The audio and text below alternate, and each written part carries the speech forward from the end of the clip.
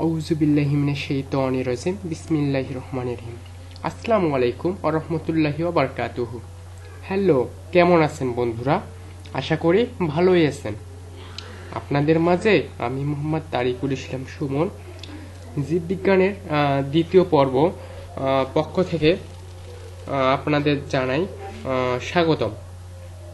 আজকে আমি জীববিজ্ঞানের দ্বিতীয় পার্টের যে অংশটি নিয়ে আলোচনা করব সেটা সকলে কম বেশি জানেন বা শুনছেন বলে আশা করছি। আর না জানলে চোখ রাখুন আমার এই নতুন ভিডিওটিতে।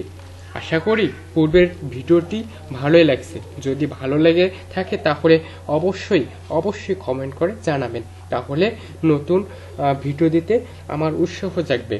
আর যদি ভিডিও সাবস্ক্রাইব ও শেয়ার না করে থাকেন তবে এখনই সাবস্ক্রাইব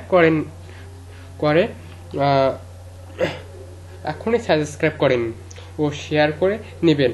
আপনার নতুন বন্ধু বান্ধবদের ভিডিওগুলো শেয়ার করতে কখনই ভুলবেন না। এই ভিডিওগুলো শেয়ারের মাধ্যমে তাদেরকে জানিয়ে দিবেন যে আমরা ভিডিওগুলোর মাধ্যমে নতুন ক্লাস করতে পারি, বা ঘরে বসে শুধু লেখাপড়া হয় না, ভিডিও দেখেও অনেক কিছু শেখার আছে, তা হচ্ছে প্র্যাকটিক্যালি। আর ভিডিওগুলোতে কোনো প্রকার সমস্যা হলে আপনারা কমেন্টে অবশ্যই লিখবেন, কারণ ভুল থেকে যা কিছু শেখা হয় সেটা চিরদিন মনে থাকে আর কি। আর আমার যদি ভিডিওগুলোতে কোনো প্রকার ভুল হয়ে থাকে তাহলে তোমরা অবশ্যই কমেন্ট করবেন, ভাইয়া এই জায়গায় আপনার ভুল হয়েছে, আপনি ঠিক করেন। তাহলে আমি খুশি হব, কারণ আমি তোমাদের কাছ থেকে নতুন কিছু তথ্য শিখতে পারবো। শেখার কোনো শেষ নেই, আর শিখতে মজাই আলাদা। দেখছি অনেকে অনলাইনে ইনকাম করতে চান, তাদের উদ্দেশ্য বলছি। আমার একটা ওয়েবসাইট আছে, ওয়েবসাইটটার নাম হচ্ছে borokhathaonlineincome.blogspot.com। এই ওয়েবসাইটটা আমি দেখিয়ে দেবো। এই ওয়েবসাইটে আপনারা গুগলে সার্চ দিবেন www.borokhathaonlineincome.blogspot.com। এই সাইটে ভিজিট করে অনেকগুলো পোস্ট দেখতে পাবেন। যে পোস্টার আপনার পছন্দের সেই পোস্টার নিয়ে ইনকামের বিষয়গুলো দেখতে পারবেন, এবং আপনিও আপনার কম্পিউটারে বসে ইনকাম করতে পারবেন বলে আশা করছি। তাহলে আমি শুরু করতে যাচ্ছি। শুরু করার পূর্বে বলে দিচ্ছি, কেউ যদি শেয়ার করে না থাকেন তবে এক্ষুনি শেয়ার করবেন এবং সাবস্ক্রাইব করে নেবেন, কারণ এখানে নতুন ভালো ভিডিও পোস্ট করা হবে। আপনি যাতে সহজে ভিডিওগুলো পান সেজন্য সাবস্ক্রাইব করে রাখবেন। আর ভিডিওগুলোতে সময় দিবেন, সময় দিয়ে দেখলে আপনি সম্পূর্ণ ভিডিওটি সুন্দরভাবে বুঝতে পারবেন বলে আশা করছি। তাহলে আমরা এখন কাজের কথায় চলে যাই। অর্থাৎ আজকে যে বিষয়টি নিয়ে আলোচনা করব সেই বিষয়টি এখন শুরু করব আর কি। এখন চলে যাই আমাদের মূল বিষয়টিতে।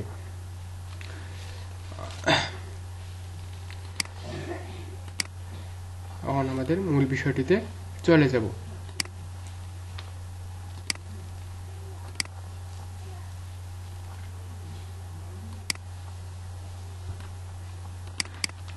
আজকে আমাদের বিষয় হচ্ছে কোষ প্রাচীর নিয়ে। আসলে কোষ কি তা জানার পরে কোষ প্রাচীর নিয়ে আলোচনা করা। কোষ প্রাচীর কি? কোষ প্রাচীর উদ্ভিদ কোষে সাধারণত কোষ প্রাচীর পাওয়া যায়, কিন্তু প্রাণী কোষে কখনোই কোষ প্রাচীর থাকে না। কোষ প্রাচীর কোথায় পাওয়া যায়? শুধুমাত্র উদ্ভিদ কোষে কোষ প্রাচীর পাওয়া যায়। কোষ প্রাচীর কি? কোষ প্রাচীর হচ্ছে উদ্ভিদের জনন কোষ ব্যতীত, উদ্ভিদের জনন কোষ আছে, উদ্ভিদের জনন কোষ ছাড়া, অর্থাৎ উদ্ভিদের জনন কোষ ছাড়া অন্যান্য সমস্ত কোষের প্রোটোপ্লাস্টের চারদিকে ঘিরে যে সছিদ্র পুরু শক্ত আবরণ থাকে। কোষের শুধুমাত্র উদ্ভিদের জনন কোষ ছাড়া প্রোটোপ্লাস্টের চারদিকে যে শক্ত পুরু জ্বর আবরণ থাকে সেটা হচ্ছে কোষ প্রাচীর। কোষ প্রাচীর কি আবরণ? জ্বর আবরণ দিয়ে গঠিত থাকে, শক্ত পুরু। এটি কিন্তু জনন কোষে থাকে না। উদ্ভিদের জনন কোষে কোষ প্রাচীর পাওয়া যায় না। কোষ প্রাচীর কে আবিষ্কার করেন? কোষ প্রাচীর আবিষ্কার করেন রবার্ট হুক নামক বিজ্ঞানী। রবার্ট হুক 1665 সালে কোষ প্রাচীর আবিষ্কার করেন। কোষ প্রাচীর কিন্তু রবার্ট হুক কোষের আগেই কোষ প্রাচীর আবিষ্কার করেন। রবার্ট হুক কোষও আবিষ্কার করেন, কোষ প্রাচীরও আবিষ্কার করেন, কিন্তু কোষের আগে তিনি কোষ প্রাচীরটা আবিষ্কার করে ফেলেন 1665 সালে। তাহলে রবার্ট হুক নামক ভদ্রলোকটি 1665 সালে এই কোষ প্রাচীর আবিষ্কার করেন। কোষ প্রাচীর আবিষ্কার করেন। কোষ প্রাচীরে বিভিন্ন প্রকার স্তর দেখা যায়। একটা কোষ প্রাচীরে সাধারণত 3 ধরনের স্তর দেখা যায়। এখানে আমি দেখিয়ে দিচ্ছি, এটা একটা কোষ প্রাচীর। এখানে 3 ধরনের স্তর দেখা যায়। এই যে একটা মাঝখানে একটা স্তর দেখতেছেন, এর নাম হচ্ছে মধ্য ল্যামেলা বা মধ্যপর্দায়। এরপর হলুদ রঙের একটা স্তর আছে, এর নাম হচ্ছে প্রাইমারি কোষ প্রাচীর। এরপরে যে একটা স্তর দেখতে পাচ্ছেন, এটা হচ্ছে সেকেন্ডারি কোষ প্রাচীর। মধ্য ল্যামেলা কি? মধ্য ল্যামেলা হচ্ছে পাশাপাশি দুটি কোষের মাঝখানে যে একটা পর্দা থাকে, বা যে পর্দা দ্বারা দুটি কোষকে আলাদাভাবে রাখা হয়েছে, সেই পর্দাটাকে বলা হয় মধ্যপর্দা বা মধ্য ল্যামেলা। মধ্যপর্দা বা মধ্য ল্যামেলা বলে এই পর্দাটাকে। মাঝখানে একটা পর্দা দেখতে পাচ্ছেন, এই পর্দাটাকে বলা হয় মধ্য ল্যামেলা। মধ্য ল্যামেলার কাজ কি? মধ্য ল্যামেলার কাজ হচ্ছে পাশাপাশি দুটি কোষকে আলাদাভাবে রাখা, অর্থাৎ কোষ প্রাচীর যে স্তর দুটি পাশাপাশি দুটি কোষের মধ্যবর্তী সাধারণ পর্দা হিসেবে কাজ করে, এই সাধারণ পর্দাটাকে বলা হয় মধ্য ল্যামেলা। মধ্য ল্যামেলার উপর মধ্য ল্যামেলার উপর প্রোটোপ্লাজম থেকে সেলুলোজ নিঃসৃত হয়ে এর উপর একটা এক স্তর বিশিষ্ট প্রাইমারি প্রাচীর গঠন করে। এই মধ্য ল্যামেলার উপর প্রোটোপ্লাজম থেকে সেলুলোজ কি? সেলুলোজ হচ্ছে কোষ প্রাচীরের প্রধান রাসায়নিক উপাদান হচ্ছে সেলুলোজ। মধ্য ল্যামেলার উপর সেলুলোজ জমা হয়ে একটা এক স্তর বিশিষ্ট পর্দা গঠন করে। এই পর্দার নাম হচ্ছে প্রাইমারি প্রাচীর। প্রাইমারি প্রাচীরের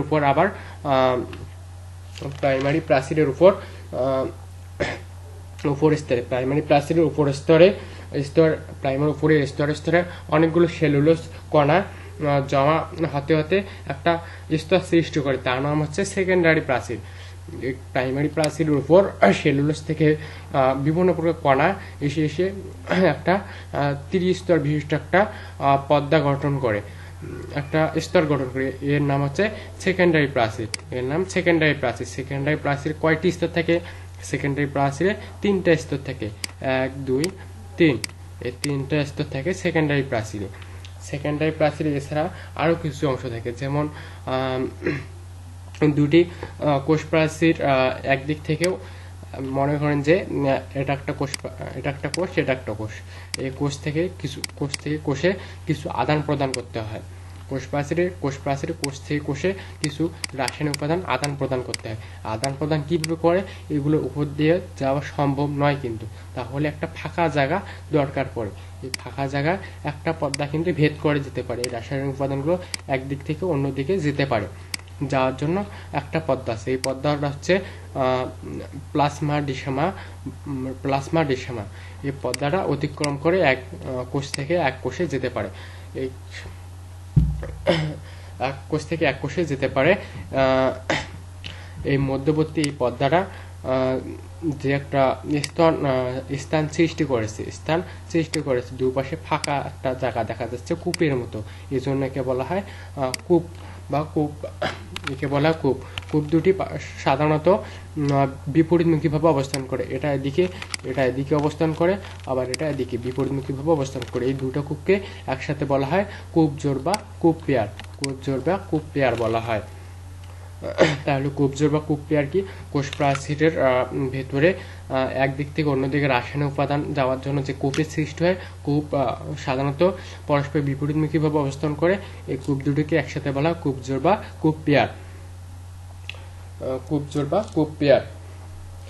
তারপর পিটজোড় বা পিট পেয়ার কি? পিটজোড় বা পিট পেয়ার, এগুলোকে কূপজোড় বা কূপ পেয়ারও বলে, আবার পিট জোড় বা পিট পেয়ারও বলে। এর উপর যে মধ্যে একটা পর্দা দেখা যাচ্ছে, এই পর্দাটার নাম হচ্ছে পিট মেমব্রেন। অর্থাৎ মেমব্রেন মানে আমরা জানি, মেমব্রেন মানে হচ্ছে পর্দা। দুটি কোষের মাঝখানে যে পর্দা আছে, যাকে আমরা মধ্য ল্যামেলা বলি, কিন্তু মধ্যলামেলার এইটুকু স্থানের নাম হচ্ছে পিট মেমব্রেন। প্লাজমাডেসেমা কি? প্লাজমাডেসেমা হচ্ছে মধ্যপর্দাকে প্লাজমাডেসেমা বলা হয়। এরপর আশা করি বুঝতে পারছেন। তারপর আসি কোষ প্রাচীরের রাসায়নিক উপাদান। আমরা আগে বলছি কোষ প্রাচীরের প্রধান রাসায়নিক উপাদান হচ্ছে সেলুলোজ। সেলুলোজ হচ্ছে কোষ প্রাচীরের প্রধান রাসায়নিক উপাদান। এছাড়া এতে সাধারণ কিছু পরিমাণ হচ্ছে হেমিসেলুলোজ আছে, পেকটিন, জাইলান, গ্লুকান, মানান, লিগনিন, সুভুরিন, মোম যেমন সেলুলোজ, হেমিসেলুলোজ, পেকটিন, সুভুরিন, মোম, জাইলান, গ্লুকান, গ্লাকটান ইত্যাদি মানান সবগুলো উপাদান এই কোষ প্রাচীরে আছে। তাদের মধ্যে প্রধান উপাদান হচ্ছে এই সেলুলোজ। এই সেলুলোজ হচ্ছে প্রধান উপাদান, কোষের প্রধান উপাদান। আমরা প্রধান উপাদান হচ্ছে সেলুলোজ। এছাড়া কোষ প্রাচীরে লিগনিন, কিউটিন, সুবিরিন, মোম জাতীয় পদার্থ অবস্থান করে। কোষ প্রাচীরে অবস্থিত পেকটিন সাধারণত 3 প্রকার। কোষ প্রাচীরে পেকটিন 3 প্রকার: প্রোপেকটিন, পেকটিন এবং পেকটিক অ্যাসিড 3 প্রকার হয়ে থাকে। সূক্ষ্ম গঠন। ইলেকট্রন অণুবীক্ষণ যন্ত্র আবিষ্কারের পর কোষ প্রাচীরের সূক্ষ্ম গঠন সম্পর্কে অনেক কিছু জানা সম্ভব হয়েছে। শৃঙ্খলিত সেলুলোজ অণু থাকতে দেখা গিয়েছে। মাইসেলি দেখা গিয়েছে। মাইসেলি কি? মাইসেলি হচ্ছে আমরা 300 গ্লুকোজ, অর্থাৎ 300টা গ্লুকোজ নিয়ে একটা কিন্তু সেলুলোজ গঠন হয়। একটা সেলুলোজ কিভাবে গঠিত? একটা সেলুলোজ গঠন হয় 300টা গ্লুকোজের সমন্বয়ে একটা সেলুলোজ গঠন হয়। 300টা গ্লুকোজ নিয়ে একটা সেলুলোজ গঠন করে। একটা সেলুলোজ আবার 100টা সেলুলোজ নিয়ে এক মাইসেলি গঠন হয়। এক মাইসেলি গঠন হয় 100টা সেলুলোজ নিয়ে। আবার 20 মাইসেলি নিয়ে গঠিত হয় এক মাইক্রোফাইব্রিল। এক মাইক্রোফাইব্রিল কিভাবে গঠন হয়? 20টা মাইসেলি নিয়ে। আবার 250টি মাইক্রোফাইব্রিল নিয়ে গঠিত হয় এক ম্যাক্রোফাইব্রিল। তাহলে সেলুলোজের একক কি? সেলুলোজের একক হচ্ছে গ্লুকোজ। মাইসিলের একক কি? মাইসিলের একক হচ্ছে সেলুলোজ। আর সবগুলোর একককে আমরা গ্লুকোজ বলতে পারি। তাহলে বুঝতে পারছেন 250 মাইক্রোফাইব্রিল সমান এক ম্যাক্রোফাইব্রিল। এগুলো কাজ কি? এগুলো রাসায়নিক উপাদান হিসেবে কাজ করে, তার শক্তি যোগাতে এগুলো সাহায্য করে। এছাড়া ম্যাক্রোক্যাপিলারিস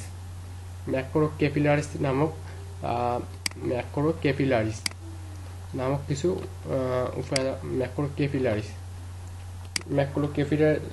কি? পূর্ণ সেলুলোজ সূত্রক গঠিত হয়। এই উপাদান দ্বারা পূর্ণ একটা সূত্রক সেলুলোজ থেকে সূত্রক গঠন হয়। এই সূত্রকটাই বলা হয় ম্যাক্রোক্যাপিলারিস বলা হয়। কোষ প্রাচীরের কাজ। কোষ প্রাচীর কাজ সাধারণত কি কি?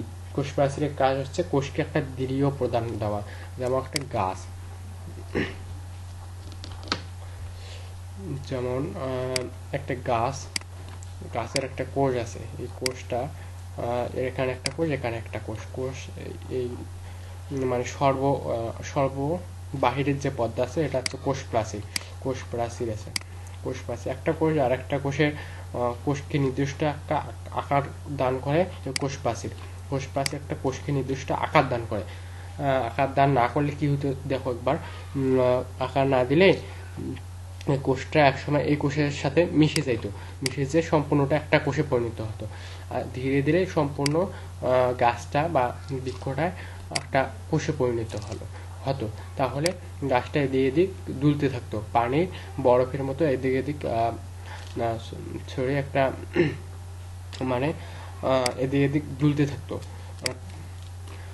পানি যেভাবে দুলতে থাকে, পানি ঝোঁকালে যেভাবে দুলতে থাকে এইভাবে দুলতে থাকতো। এই জন্য কোষ প্রাচীর কোষকে একটা নির্দিষ্ট আকৃতি প্রদান করে। এছাড়া কোষের দৃঢ়তা প্রদান করে, উদ্ভিদের কঙ্কাল গঠনের মতো কাজ করে এই কোষ। পিট অংশে প্লাজমাডেসমাটা সৃষ্টির মাধ্যমে কোষীয় যোগাযোগ সৃষ্টিতে পানি ও খনিজ লবণের যাতায়াত নিয়ন্ত্রণ করে। পিট মেমব্রেন, অর্থাৎ এখানে যে একটা পিট আছে, একটা পিট মেমব্রেন আছে। এই পিট মেমব্রেনের সাহায্যে এক কোষ থেকে আর এক কোষে পানি এবং বিভিন্ন প্রকার রাসায়নিক উপাদানের যাতায়াত নিয়ন্ত্রণ করে এই কোষ। বহি ও আন্ত উদ্দীপনা পরিবহক রূপে প্লাজমাডেসমাটা কাজ করে।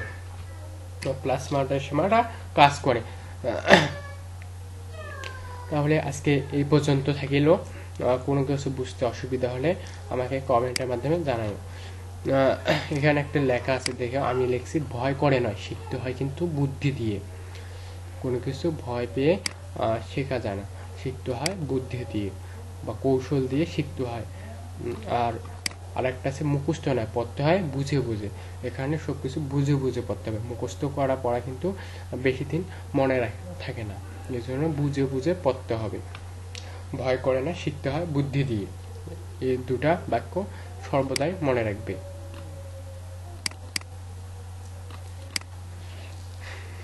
আর আমি যে বলছিলাম আমার ওয়েবসাইট সম্বন্ধে, আমার ওয়েবসাইট হচ্ছে বড়খাতা অনলাইন ইনকাম .blogspot.com। এটা হচ্ছে আমার একটা আয়ের মানে অনলাইন ইনকাম যে হয়, ইনকামের একটা ওয়েবসাইট। এখানে ভিজিট করে ইনকামের যাবতীয় সব কিছু জানতে পারবেন বলে আশা করছি। আর এই ভিডিওগুলো আপনি কিভাবে পাবেন? ভিডিওগুলো পাবেন আপনি online school and college .blogspot.com এই ওয়েবসাইটে ভিজিট করবেন। এই ভিডিও সম্পূর্ণ ভিডিও পাবেন। আমি সাধারণত এই ভিডিওগুলো এই ওয়েবসাইটে দিয়ে থাকবো। এছাড়া আমার সাথে যোগাযোগ করার জন্য কিছু ইমেল দেওয়া আছে। আমার একটা ইমেল tariqulislam4015@gmail.com, tariqulislamkdibata4015@gmail.com। এছাড়া আছে tariqulislam4015@yahoo.com, আর আছে www.facebook.com tariqulislamkdibata। এছাড়া আমার একটা মোবাইল নাম্বার দেওয়া আছে, আপনারা যোগাযোগ করতে পারেন 01755489719। আশা করি ভিডিওটা আপনারা বুঝতে পারছেন। আর যদি কোনো অসুবিধা হয় তাহলে অবশ্যই কমেন্ট করবেন। কমেন্ট করতে কখনোই ভুলবেন না। আজকে এ পর্যন্ত থাকলো। আমি আবার পরবর্তী টিউটোরিয়াল প্রোটোপ্লাস্টের উপর নিয়ে পরবর্তী টিউটোরিয়াল করতে যাচ্ছি। আমার জন্য সকলে দোয়া করবেন।